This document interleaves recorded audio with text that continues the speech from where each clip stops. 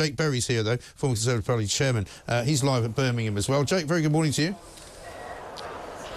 Good morning, Mike. Good to hear you. Good to see you. Yeah, I watched your performance on the Laura Kuenssberg show yesterday, which I thought you paraded yourself well. I thought, and you're not yet calling for any particular person to win this, are you? So, actually, you may have missed it about a month ago. I said, getting out early, that I thought Tom Tugendhat had what it takes to be the next leader of the Conservative Party. But look, actually, the great thing about this conference, Mike, is that we're seeing all of the candidates put through their paces, as it were, by the members. In my view, some of them have momentum, some of them are faltering. It's a bit like being a spectator in the best soap opera. Yeah, well, just had John Curtis on there saying that, you know, the complicated thing now for the Tory party is that you're fighting on a lot of different fronts, that it's not just about beating Labour anymore. You've got reform on one side, you've got people voting for different parties for different reasons, and it's become a much more complex game now, hasn't it? Well, you know, I mean, I heard what John said, and I'm sure he's absolutely right about that. He's normally spot on with his analysis, much better than me. But I would say that I think part of being a Conservative, and part of actually what we're looking to achieve at this conference, is to go out and talk to people about how we improve their lives. It's not just, we don't just want to talk about immigration to appeal to Reform voters, or the environment to appeal to Liberal Democrats or Green voters. We want to say, look, if you elect a Conservative government in 4 or 5 years' time, this is what we'll do for childcare, for the NHS, for your kids' education, yes, for the environment, yes, to protect our borders. And that's what I think we need to say as a party. We can't just be a pressure group on immigration or a pressure group on culture wars, as it's called. We need to set out an alternative government and about how we'll improve people's lives. I don't think who else people have voted for in the past really matters. People vote, every election is a referendum on your own future, and you vote for the party that's got the best plan for you and your family. But isn't there an opportunity at the moment to attack Labour, which I'm not sure the Tories are doing as well as they should, over all of this ridiculous hypocrisy that we're now seeing? And let me just show you a clip from yesterday, Pat McFadden, and what he said about the donations thing. There have been campaign contributions around presentation. There's nothing new or unusual about those. I welcome the support of people like... I mean, basically he's saying that he welcomes the support of people, that the system is the system, we've all got it, we've all done it, and Robert Jenrick, in fact, admitted that he's taken £75,000. The system's wrong, isn't it? But they're being very hypocritical about it. Well, let me deal with those Pat McFadden comments. I think they're the comments he made on the Laura Kuenssberg show. I didn't get my opportunity to come back on them, so thank you for giving me that opportunity. First of all, what he has said is a complete lie. It is completely untrue. These are not campaign contributions. If you want to contribute to an election campaign, you give to a political party, whether that's the Conservative Party, the Labour Party, or any other party.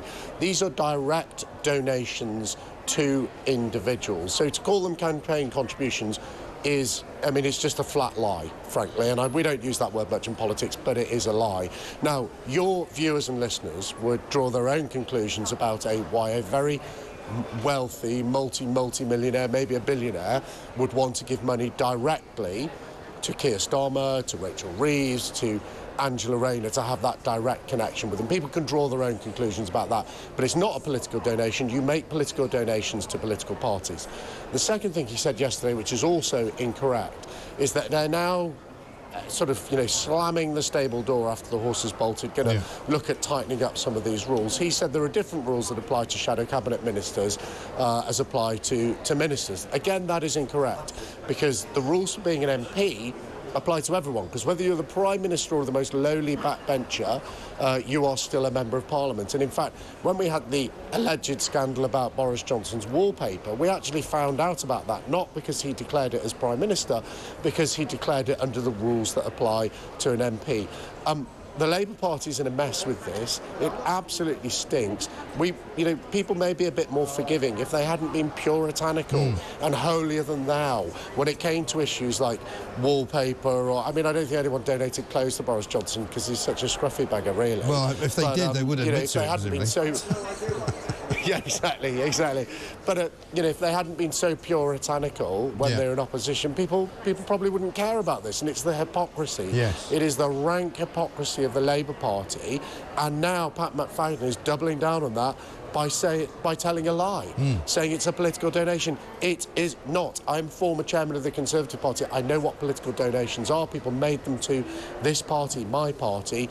Donations to individuals are not political donations. They are donations to individuals. Right. And that's a really important differential for the media and for people listening and watching at home. Yeah, and the other thing that they promised, aside from, you know, being transparent, was bringing integrity back and all of the things which they're now being called a hypocrite about. Because at the end of the day, none of these stories that have come out because they've wanted to release them. They've come out, you know, in dribs and drabs, and they've misled. They've been very untransparent. I mean, for example, over the weekend we found out that there's another £16,000 worth of clothes that Lord Ali gave Keir Starmer on top of the first £16,000 worth, so now £32,000. But some of it was already categorised as office costs, and they weren't office costs. Yeah. And Rachel Reeves put some down as office costs as well. I mean, you try that with the Inland Revenue when you get your PAYE statements or do your tax returns. I mean, I bought a new suit and I'm going to put it down as a business expense. I mean, it's not straightforward, is it? In fact, I'd go further and say it's dishonest. And the main thing about this Lord Ali thing, it's not necessarily buying clothes for Keir Starmer or Rachel Reeves. You know, frankly, I just think it's a bit weird and creepy. Yeah. That a billionaire, a member of the House of Lords, would buy clothes for a millionaire's wife. I mean, Keir Starmer himself is a millionaire, and it's just a bit creepy to get someone else to buy your wife clothes. At the end of the day, it's just one of those stories that you just sort of go ick when you read it in the papers or listen to it on Talk TV. I think they're in a mess. They keep changing their story. It stinks, frankly. Right. Absolutely right. One final question on Boris Johnson. He's got a book out. Has he got a stand selling it up there? Because I'm assuming that most of you guys will be going, why did he have to release it this week? Well, look, you know, I've been reading some of the serialisation in the Mail of Boris's book, some of which I actually appeared in. I once tried to teach Boris Johnson to water ski, something he completely failed at, but showed great determination. I'm really looking forward to his book. I mean, he says it's an accurate account. It will probably be a work of fiction to a large extent, knowing Boris. However, it will be a bloody good read. He's not selling it here, but I think if people are thinking, you know, I don't know how many shopping days there are till Christmas, but there's a few. If people are thinking about what the political anorak in your life, people like you and Mike, would like to see from Father Christmas in their stocking this year, I think Boris Johnson's book, the history of politics according to Boris Johnson, you know it's been written by him because he will come out of this book better than Jesus comes out of the Bible, Mike. It will be a one-sided account, but it'll be a bloody good book. It will.